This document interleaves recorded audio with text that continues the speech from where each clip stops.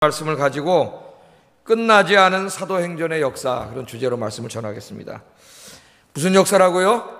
끝나지 않은 사도행전의 역사. 이 사도행전 28장 제일 마지막 절 31절을 읽어보면은 무슨 어떤 한 권의 책이 있다가 이렇게 끝난다는 인상을 주지 않습니다. 한 장을 넘기면은 29장이 꼭 있을 것 같아요. 근데 성경은 없어요. 이제 사도행전 29장은 우리의 사명입니다. 저와 여러분이 써가야 될 사명인 줄로 믿습니다. 그래서 오늘 제목이 끝나지 않은 사도행전의 역사입니다. 요즘 여러분 이렇게 길에 가시다가 버스 정거장을 한번 유심히 보세요. 버스 정거장을 유심히 보시면은 버스 정거장마다 두 사람씩 남아서 서 있습니다. 보신 분 계세요?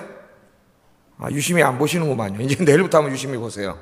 두 사람씩 이렇게 뭘 갖다 이렇게 놓고 버스 정거장에 서 있어요. 왜냐하면 버스 정거장에 사람들이 건너려고 기다리는 시간이 있지 않습니까? 거기 서 있어요. 누구냐 하면은 여호와 증인입니다. 여호와 증인. 난립니다, 요새. 우리 교회 전도하는 거 유도 아니에요. 지금 버스 정거장마다 두 사람씩 딱 배치가 돼가지고 쫙 서 있어요. 저도 몰랐는데 차 몰고 가는데 우리 집사람이 뭐라 그래 한번 봤더니 진짜 정거장마다 쫙 사람들이 서 있더라고요. 지금 이 이단들이 그렇게 열심히 전도합니다.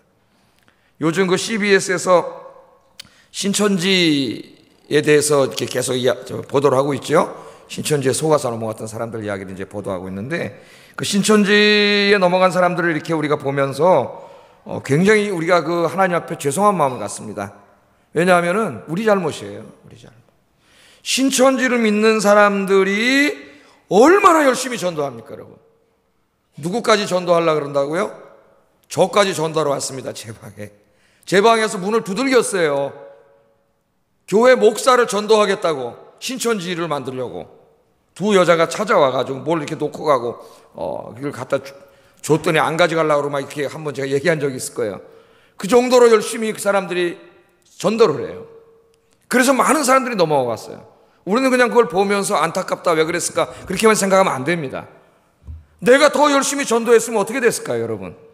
하나님께서 우리에게 귀한 사명을 맡겨주셨는데 그 이단들은 그렇게 열심히 해가지고 그 많은 사람들이 거짓에 속아서 인생을 망치게 하고 그 죄악길로 가게 만들었는데, 그럼 우리는 뭐 했냐 이거예요. 우리는 이 구원의 복음, 진리의 복음을 가지고 우리는 정말 얼마나 그들보다 더 열심히 전도했냐 이거예요.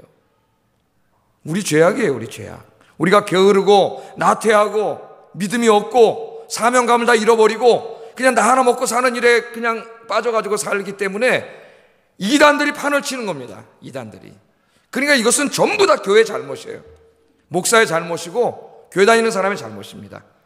오늘부터라도 우리가 회개하고 그들보다는 훨씬 더 열심히 전도해야 되지 않겠어요?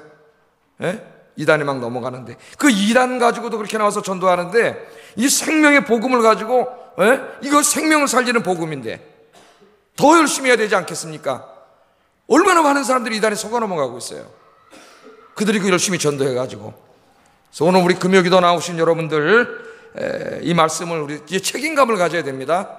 사명감을 가져야 돼요. 우리가 나 때문입니다. 하나님, 내가 열심히 전도하지 않아서 저 사람 저기 넘어갔습니다. 그런 마음으로 기도하면서 끝나지 않은 우리 사도행전의 역사, 이 복음의 역사를 저와 여러분이 이루어가기를 주의 이름으로 축복합니다. 자, 사도행전은 성령께서 믿음의 사람들을 붙잡고 복음을 증거하고 교회를 세우는 역사입니다. 그런 역사의 이야기예요. 그래서 오순절날 성령이 임하신 다음에 그 성령께서 믿음의 사람들을 붙잡아요. 그 성령 충만한 사람들을 통하여 하나님의 복음을 전하게 하고 교회가 세워지게 하고 또 교회가 강건해지게 하고 거기서 훈련받은 사람이 또 복음을 전하고 또 교회를 세우고, 이런 역사가 계속 28장까지 이렇게 진행되다가 오늘 끝나지 않은 듯 28장이 끝나버렸어요. 그리고 하나님은 29장을 저와 여러분이 쓰시기를 원하십니다. 사도행전이 그렇게 되어 있습니다. 그래서 사도행전의 역사는 끝나지 않았어요. 이제 언제까지 계속돼야 돼요? 주님 오실 때까지. 주님 오실 때까지 계속돼야 돼요. 이게 이 교회를 세우고 저와 여러분을 구원하신 아주 중요한 목적입니다. 중요한 목적. 하나님이 나를 구원하신 것은 나를 사랑하셔서 구원하셨지만 거기서 끝나지 않아요. 나를 통하여 이 세상을 구원하게 하시려고 하나님 나를 구원하신 거예요. 이것을 여러분 분명히 깨닫고 이제 기독교인이 됐으면서도 내 인생의 목적을 나 하나 밥 먹고 잘 살고 하나님 앞에 가서 맨날 복 주세요, 돈 주세요, 뭐 주세요, 그런 정도에서 끝나버린다면은 하나님 앞에 부끄러워서 어떻게 서겠어요? 무엇을 입을까 먹을까 마실까는 이방인들이 구하는 거라 그랬어요. 그는 하나님께서 있어야 될 줄을 어떻게 한다고요? 아시느니라. 그러므로 너희는 먼저 그 나라와 그 의를 구하라고 예수님께서 산상설교에서 그렇게 말씀하셨는데, 먼저 그 나라와 의를 구하라 그랬는데 먼저 우리는 무엇을 입을까 먹을까 마실까 밖에 몰라요. 그 한국 기독교는 전부 다 미신이 되어버렸어요. 사명을 잃어버리기 때문에 미신이 되어버렸습니다. 그래서 이 정한수 항구로 떠놓고 가가지고 복 주세요, 사업 잘 되게 해주세요, 직장 주세요, 내 자녀들 복 주세요 하는 거하고 다른 게 없어졌어요. 거의 비슷해졌어요, 한국 기독교가. 우리 기도하시는 여러분들이 이제 사명감을 붙잡고 하나님이 나를 구원하시고 이 교회를 세우신 목적을 분명히 깨닫는 이 시간 되기를 주의 이름으로 축복합니다. 자, 오늘 말씀해 보니까 바울이 얼마나 로마에 가고 싶었습니까, 여러분? 그렇게 로마에 가고 싶었는데, 고린도에서 로마 쪽으로 서쪽으로 가고 싶었는데 하나님께서 네가 할 일이 있으니까 예루살렘으로 가라 그래가지고 고린도에서 로마서를 쓰죠. 로마서를 써서 로마에다 더디오를 통해서 보내고 자기는 예루살렘으로 오지 않습니까? 환난과 핍박이 기다린다고 성령께서 말씀하셨지만은 예루살렘으로 왔어요. 자기를 죽이기 전에는 밥도 안 먹고 물도 안 먹겠다는 사람이 자객들이 칼을 들고 말이죠, 40명이 바울을 죽이려고 쫓아다니는 그곳으로 와가지고 복음을 전하고, 또 여러분 2년 동안 감옥 생활하면서 그렇게 하다가 결국은 하나님의 은혜로 이제 로마로 왔습니다. 그동안 우리가 새벽에 계속 로마로 오는 길에 풍랑이 일어나고 또 메리데라는 섬에 도착하고 이런 얘기를 딱 아침에 우리가 말씀을 살펴봤습니다.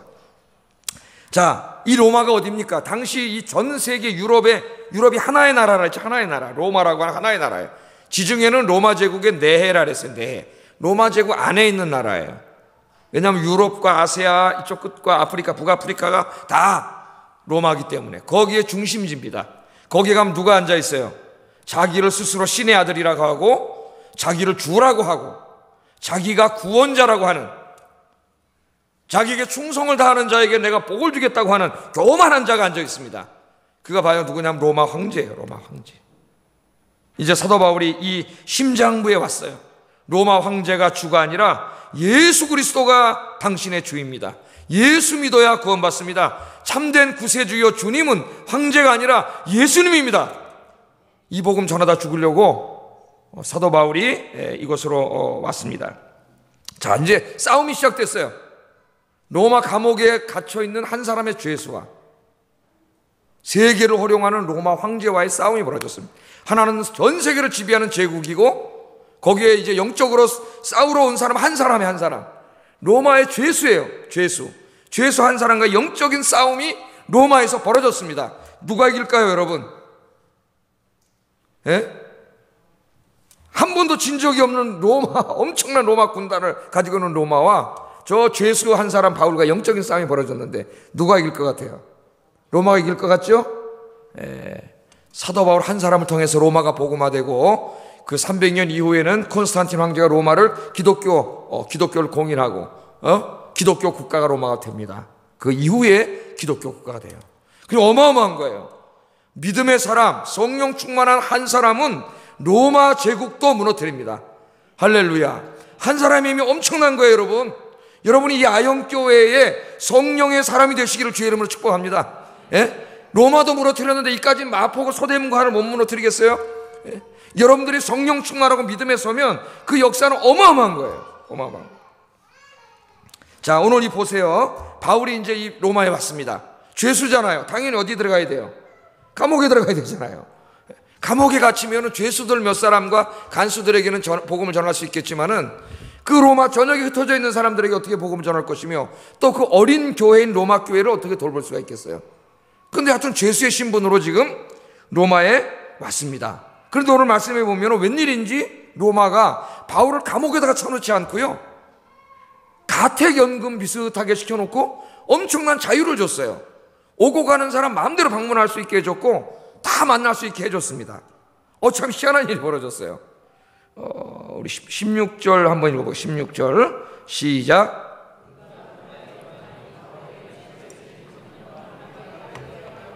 예, 로마에 가서 당연히 이 바울은 감옥에 갈 줄 알았는데 로마 정부가 바울에게는 자기를 지키는 군인과 함께 따로 있도록 해줬고, 또 30절을 읽어보겠습니다. 30절. 구체적으로 그게 어떻게 있게 해줬는지 30절 읽어봅니다. 시작.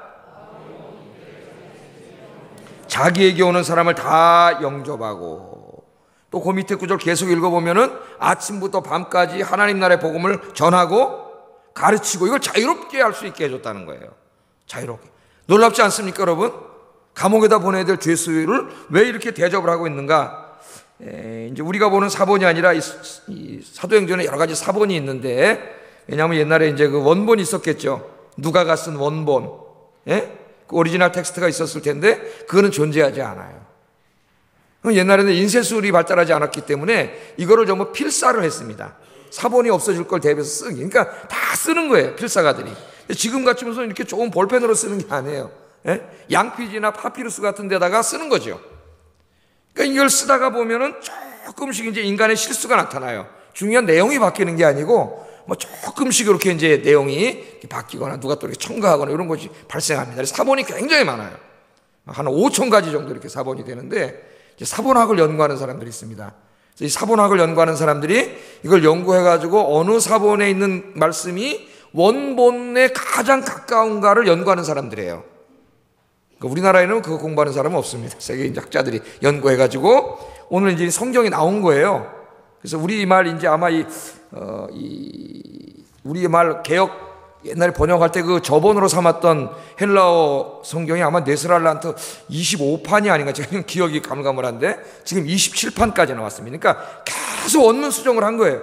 지금도 계속 되고 있어요. 또 영국에서 나오는 UBS 성경은 4판까지 이렇게 나오고, 히브리서 성경도 독일의 슈투트가르트엔 4판까지 나오고, 지금 그 이후에 내가 이제 그쪽을 공부 안 해가지고 어떻게 되는지 모르겠는데, 이 서구사본이라는 게 있습니다. 하여튼 여기 보면은 이 바울을 데리고 왔던 백부장 율리오가 바울을 로마 수비대장에게 인계했다는 말이 나와요. 오늘 사도행전 우리 사본에는 안 나와요. 서구 사본에는 나와요. 인계했다고.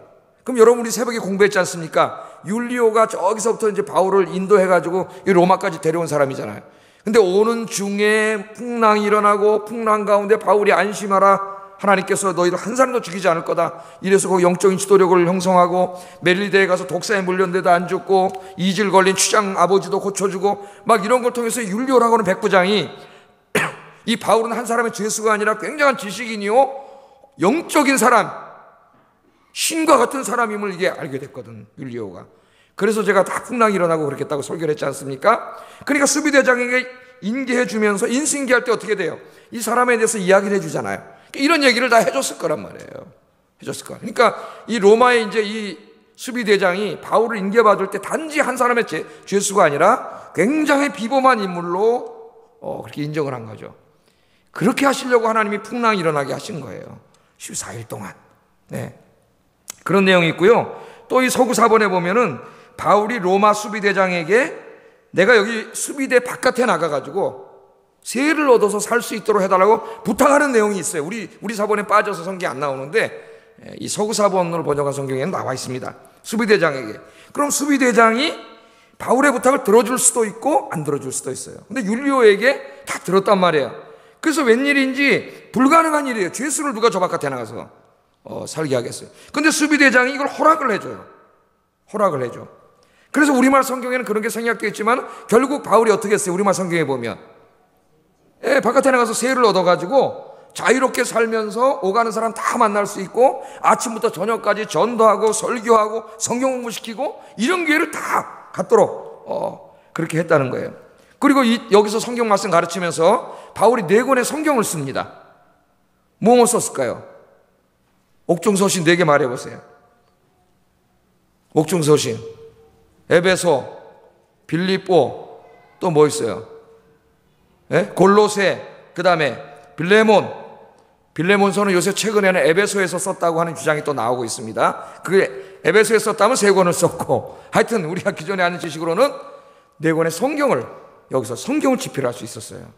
죄수인데 아마 사도 바울은 맨 처음에 올 때 이 기대하지 않았을지 모릅니다. 기대하지 않을지 몰라요. 감옥에 가면 죄수인데 야, 내가 전도하는 게 한계가 있지 않을까 이렇게 생각했을 수도 있어요. 근데 하나님이 여기에 왔을 때 이런 분위기를 다 만들어 주셔가지고 하나님이 자유롭게 하나님의 사역을 할 수 있도록 하나님이 그렇게 해 주셨다는 거예요. 그러니까 여러분, 환경이나 뭐 이런 거는 우리가 걱정할 필요 없어요. 우리 마음속에 정말 중요한 거는 뭐냐면은 바울처럼 믿음이 있어야 되고, 그 다음에 우리 마음속에 이 복음을 증거하고자 하는 열정, 사명, 이게 중요합니다. 근데 우리는 자꾸 그런 거는 생각하지 않고 자기가 처해 있는 환경만 생각을 해요. 내가 지금 이런 환경이고 저런 환경인데 내가 어떻게 이런 일을 할 수 있을까? 지금 환경이 좀 좋아지면 하겠습니다. 그럼 죽을 때까지 못해요, 여러분. 마귀가 항상 그 환경에다 붙잡아놔요, 그 사람. 왜? 그거 했으면 그 사람 아무것도 안 하는데 뭐. 그런데 여러분, 이 사도 바울은 그렇지 않아요. 만약 사도 바울이요, 이렇게 생각할 수도 있습니다. 예루살렘에서 내가 이게 죄수인데, 죄수의 신분으로 로마에 가면 분명히 감옥에 들어갈 텐데, 감옥에 들어가서 뭐 그까짓 그 죄수 몇 명에게, 간수 몇 명에게 전하겠지만은 내가 원래 꿈꾸고 있던 그 로마 전역에 복음을 증거하는 일은 어떻게 감당하지? 가나 마나 아니야. 환경만 바라봤으면 그랬을 거예요. 근데 바울은 그렇게 하지 않았거든요. 로마에 하여튼 가야 되겠다. 가서 내가 이들에게 복음을 전해야 되겠다 하는, 그러면서 하나님께 기도하면서 그 믿음으로 기도했을 때에 하나님이 죄수의 신분으로 왔지만은 모든 환경을 하나님이 다 준비해 주셨다는 거예요. 할렐루야. 그래서 여러분, 중요한 것은 환경이 아니고 우리의 믿음입니다. 믿음. 생명을 구원하는 우리의 사명감. 여러분, 자기를 점검해 보세요. 내가 정말 하나님을 믿는 믿음이 있는지, 복음에 대한 열정이 있는지, 생명을 구원하고자 하는 이 사명감에 불타고 있는지. 그래서 오늘 이 시간부터는 여러분, 다른 걸 위해서 기도하지 마세요.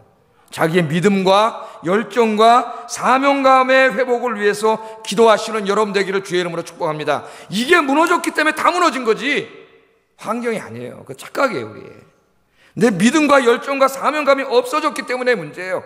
그게 있으면 바울처럼 갑니다. 그냥 가면은요, 하나님이 알아서 하세요. 나머지는, 우리 옆 사람 인사하겠습니다. 나머지는 하나님이 알아서 하십니다. 그게 우리의 믿음이잖아요. 중요한 것은 믿음과 열정이에요. 그래서 오늘부터는 자기의 믿음과 열정과 사명감 회복을 위해서 오늘 이 시간에 기도하시기를 주의 이름으로 축복합니다. 자, 그럼 바울이 2년 동안 세를 얻어가지고 거기서 여기 지금 오늘 보면 1회 동안, 2회 동안 여기 사역을 하고 있지 않습니까? 사역을 하고 있는데 지금 이 사람 돈이 있어요? 뭐가 있어요? 아무것도 없어요. 그럼 어떻게 여기서 이 세 2년 동안 세빵하고 자기 먹고 살아야 되고 또 많은 사람들이 오면 접대도 해야 되고 이 엄청난 비용을 이거 어떻게 감당했을까요? 이걸 성경을 많이 읽는 사람은 이거 알고 있습니다. 바울이 다른 성경에서 이야기를 하고 있기 때문에. 첫째로 누가 공급했어요? 빌립보 교회에서 공급했잖아요. 빌립보 기억나세요? 빌립보 교회 한번 읽어보겠습니다. 빌립보서 4장 18절 19절 읽어봅니다. 시작.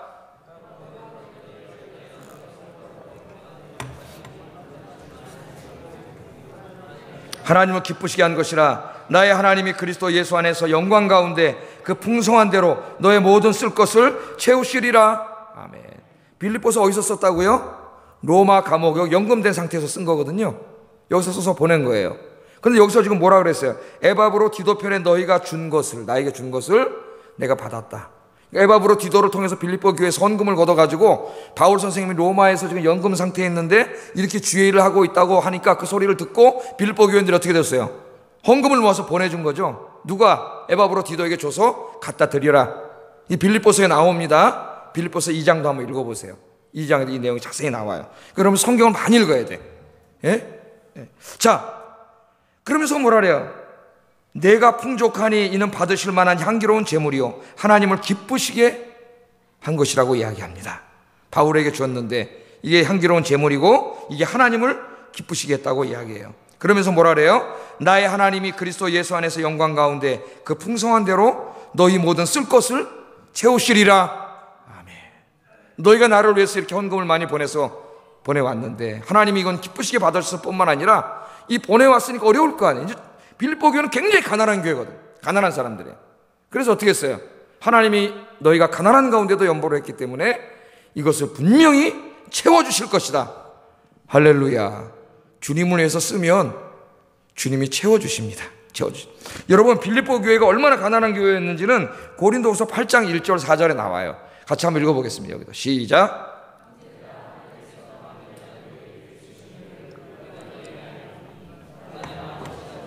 그들의 넘치는 기쁨과 극심한 가난이 그들의 풍성한 연보를 넘치도록 하게 하였느니라.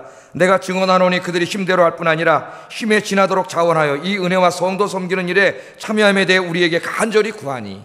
아멘. 여기 마케도니아 교회는 주로 빌립보 교회를 말합니다. 빌립보 교회, 데살로니가 교회, 그리스 북쪽에 있던 교회들인데 주로 빌립보 교회예요. 네? 그런데 물론 이 내용은 예루살렘 교회를 위해서 바울 3차 선교 때 구제 헌금을 거둔 내용을 칭찬해 주는 내용이에요.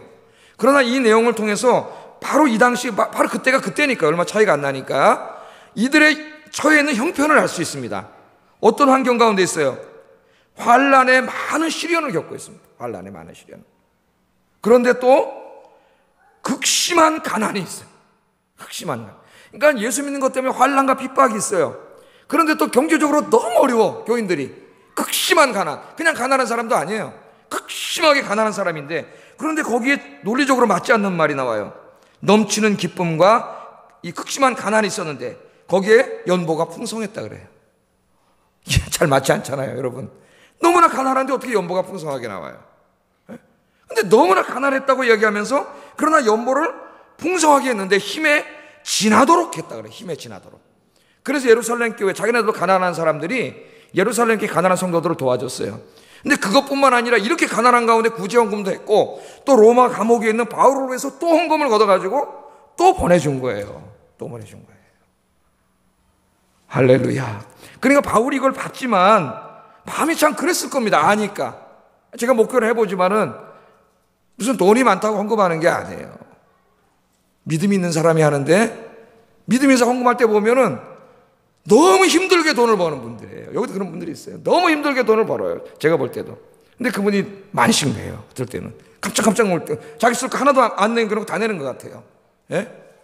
하나님, 그때 목회자의 마음이 어떨 때는 그냥 안 받고 싶어요. 안 받고 싶어요. 예. 어떤 분한테는 이제는 권사님을 해서 쓰세요. 그런 적도 있습니다. 내지 말고 권사님 너무 많이 냈으니까 그동안에 권사님 해 쓰세요. 그런 분도 있어요. 예. 이걸 막 가지고 와요. 자기도 없는데 내더라는 거예요. 하나님을 위해서, 복음을 위해서 드리는 사람들이 있습니다. 환난을 겪고 경제적으로 가난했는데 믿음이 있으니까 그 가난 가운데서 자기 쓸 거 안 쓰고 내서 바울의 선교를 지금 돕는 거죠. 선교를. 여러분, 이 땅에서 나를 위해서 써버리면 끝입니다. 그걸로 다 써서 없어지는 것이고 천국에 아무것도 없는 거예요. 그러나 하나님을 위해서 쓰면 천국 창고, 천국 곳간에 쌓이고, 제가 한 말이 아니라 예수님이 그러셨죠. 산상설교에서 하늘을 곳간에다 쌓으라고. 거기다 쌓이고 수많은 생명을 구원하는 일에 사용되는 겁니다. 그러니까 여러분, 돈은 뭐 하려고 봅니까? 돈은 이런 일에 쓰려고 버는 거예요. 하나님이 여러분에게 주신 것은 이런 일에 쓰라고 주신 거예요. 근데 인간들이 어리석어서 그걸 걷어가지고 자기가 투자하고 땅 사고 모으고 노후 다 이런 데 맞습니다. 자기를 위해서 막 쓰지만 하나님을 위해서는 너무 인색하고 아까운 거죠. 여러분, 우리나라에 이렇게 초창기 때 복음이 들어오고 미국 사람들이 헌금을 해가지고 여기 막 연대, 이대 다 이거 미국 사람 세운 학교 아닙니까? 세브란스 병원 이런 거 전부 다. 그때 미국 성도들이 부자가 아니에요. 굉장히 어려울 때예요. 어려울 때. 그 어려울 때 헌금을 해서 보내준 게 오늘 이 대한민국이 어마어마한 이 기독교가 부흥하는 이 국가가 된 거죠. 오늘 여기 이 바울의 이 로마 사역을 통하여 나중에 로마 제국이 무너지고 결국 이것이 북으로 또 전파돼 가지고 이 유럽이 복음화되는 역사가 일어나는데 여기에 이 가난한 사람들의 뭐 그 헌금이 그렇게 많았겠어요? 그 헌금이 쓰여졌으니 아마 천국 가면 지금 이 당시에 빌립보 교인들 상급이 많을 겁니다. 부자도 아닌데 가난한데, 오히려 고린도 교인들은 부자면서도 안 내가지고 지금 고린도후서 8장이잖아요. 이 가난한 사람들이 냈는데 어떻게 너희는 안 내냐, 그 말하는 거거든, 고린도 교인들에게. 예? 그래서 고린도 교인들도 나중에 회개하고 냈어요. 회개하고 저 가난한 사람들이 하나님 앞에 드리는데 이것이 생명을 살리는 일에 그렇게 사용됐습니다. 여러분, 돈 벌어서 뭐 하겠어요? 하나님의 영광을 위해서 생명을 살리는 일에 다 사용하시기를 주의 이름으로 축복합니다. 그러니까 바울이 너무나 마음이 아프고 그래가지고 기도한 게, 니들이 하나님을 위해서 쓴 것을 하나님께서 채워주실 줄로 믿는다. 아멘. 하나님 채워주세요. 염려하지 마세요. 그게 믿음이에요. 벌벌 떨지 말고 과감히 드리면 하나님이 채워주실 줄로 믿습니다. 여러분의 인생과 재물이, 건강이 다 하나님께 쓰여지기를 주의 이름으로 축복합니다. 자, 세 번째 우리가 한번 생각해 봐야, 벌써 10시네. 운전의 시간이 가버렸죠? 세 번째 생각해야 될 것은 오늘 잠깐 한번 읽겠습니다. 빨리 설교하게 같이 한번 읽어보겠습니다. 화면이 나오는 말씀을 읽겠습니다. 시작.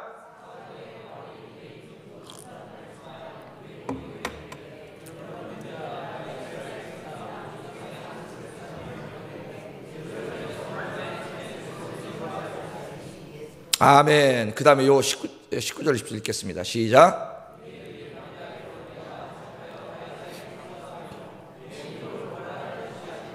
이러므로 너희를 보고 함께 이야기하려고 청하였으니 이스라엘의 소망으로 말미암아 내가 이 쇠사슬에 매인 바 되었노라. 지금 사도 바울이 로마에 가서 전도하려고 그래요. 전도하려고 그러는데 이미 거기 유대인 사회가 있단 말이죠. 유대인 지도자들을 자기 집으로 초청한 거예요. 그래서 이제 자기 변명을 합니다. 변명.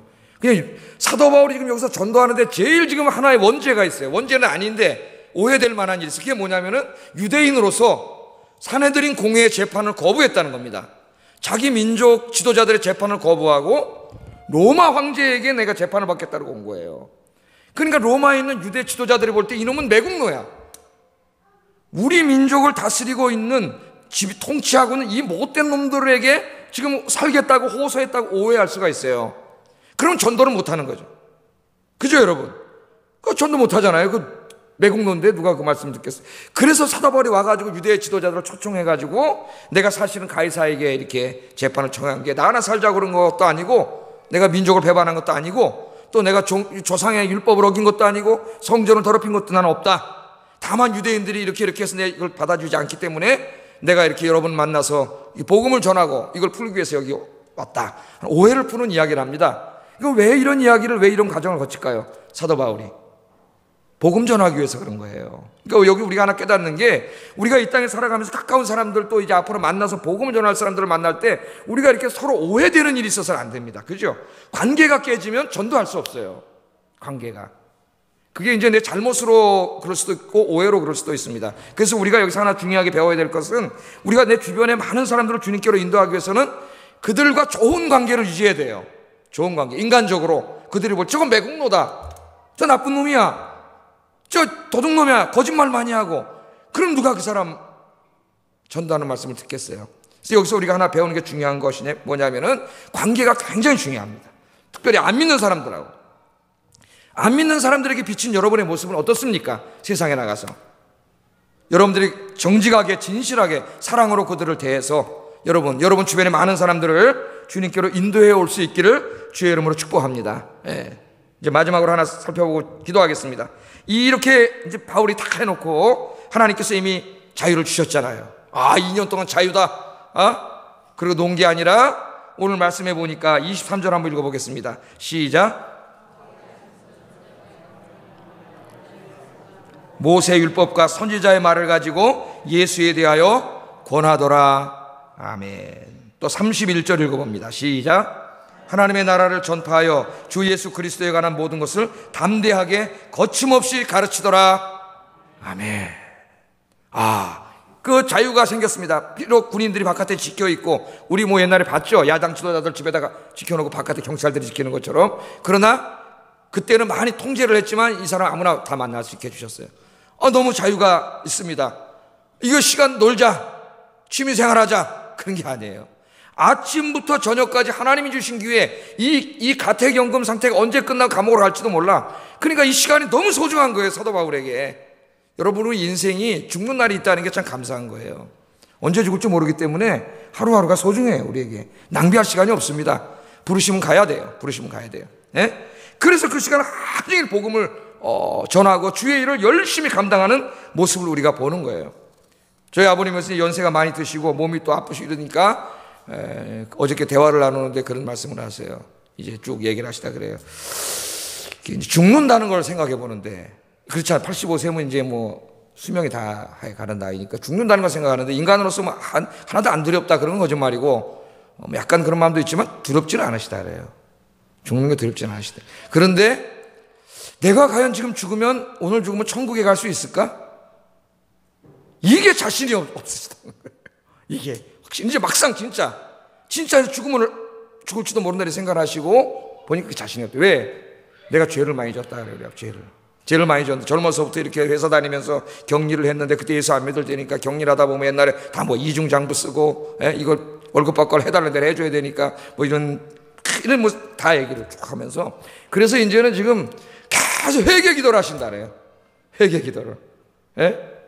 그렇게 하는 거 보니까 천국에 확실히 가는 게 확실해요. 제가 보니까 하나님 만날 준비를 하시네. 야, 이건 축복된 인생이다. 제가 볼 때. 왜냐하면 이제 연세가 70 넘고 언제 불러갈지 몰라요. 하나님이. 그때는 내가 주님 만날 준비를 해야 돼요. 깨끗하게. 그러니까 매일 회개하신대. 내가 이때까지 회는 했는데 개를 안 했대. 개를.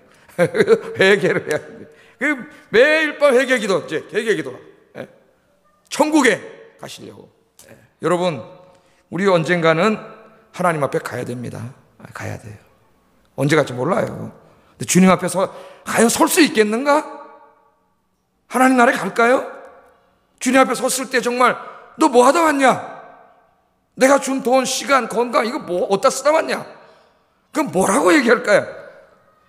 이제 다 연세가 들어서 하나님 앞에 갈 85, 90 이때 하지 마시고 한 살이라도 젊었을 우리 청년 때 여러분 나이 때 지금 하시기를 주의 이름으로 축복합니다. 우리 인간은 제일 인생에 중요한 것을 언제 깨닫는지 아세요? 죽기 전에 깨달아요. 죽기 전에. 그래서 미안하다 그러고 사랑한다 그러고 관계를 화해하고 용서하고 죽기 전에 다 해요. 그것도 죽기 전에 하는 사람은 못 받은 사람이에요. 어떤 사람은 죽는 날까지 용서 못하고 회개하지 않고 가는 사람이 있어요. 죽는 날까지. 이건 저주받은 인생이에요. 죽기 전엔 정리해야 되잖아요. 하나님 앞에 부끄럽게 살아왔던 거 얼마나 죄를 많이 졌어요. 다 정리하고 주님이 나에게 그렇게 많은 걸 주셨는데 오늘 바울은 이 감옥에서도 이 연금된 상태에서 아침에서 저녁까지 그렇게 주님의 사역을 감당 복음 전하고 가르치고 이 시간이 너무 아까워서 이렇게 사역을 했는데 여러분 어떻게 하루를 보내고 있습니까? 오늘 밤에 주님 오라 그러시면 이제는 죽는 거 두려워하지 말자. 저도 뭐 죽으면 두려울까? 대부분 안 두려운데 어떨 때는 죽는 게 두려울 때가 있어요. 죽으면은 가만히 있어봐. 요새는 저 화구에 들어가잖아요. 굉장히 뜨거울 텐데 거기다 뜨거워가지고 옛날에는 하관을 하잖아요. 하관을 주로 제가 이제 부교육자 맨 처음에 할 때는 화장이 그때 별로 없었습니다. 거의 매장이라서 매장장을 많이 했는데 가면 이제 땅 파고 이제 이렇게 묻잖아요. 그럼 동네마다 다 달라요. 저 충청도 쪽으로 가니까 탈관을 하더라고요. 거기는 관을 벗겨요. 그래서 붕대로 감아놓은 걸 꺼내요. 시신을 꺼내가지고 그냥 묻더라고. 거기는 묘도 얼마나 깊은지 그 봉토를 이만하게 만들어요. 그때 생각하기를 난 죽는 건 하나도 안 무서운데 저기 들어가 있으면 얼마나 답답할까. 죽었는데 알긴 뭘 알겠어요. 그런 생각이 들어서 우리 집사람한테 나는 죽을 때 이스라엘 가서 죽어야 되겠다. 지금 어떻게 하는지 모르지만 옛날 이스라엘 보면 동굴에다 갖다 집어넣잖아요. 그래서 장난으로 나 죽으면 그냥 산에다 갖다 버려라. 바람 쐬면서 이렇게 썩게 그런 장난 그런 얘기를 하는데 여러분 이제 죽는 거는 초월합시다. 초월하고 근데 우리 아버님 얘기 들으면서 내가 많이 반성을 했어요. 이제 정말 가려고 오늘같이 내일 갈지 모르니까 천국에 대해서 정말 생각. 내가 갈 수 있을까? 한평생에 하나님 앞에 너무 죄송한 걸 회개하는 거예요. 그러고 가시면 복된 인생이다.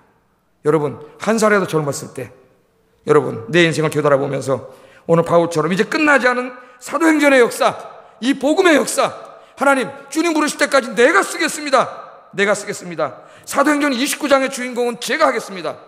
사도행전 1장에서 28장까지 주인공 베드로, 사도 바울 그리고 수많은 스데반, 빌립 이런 사람들이었는데 29장의 주인공은 저를 사용해 주십시오. 오늘 그렇게 기도하고 다짐하고 돌아가는 시간 되기를 주의 이름으로 축복합니다. 기도하겠습니다.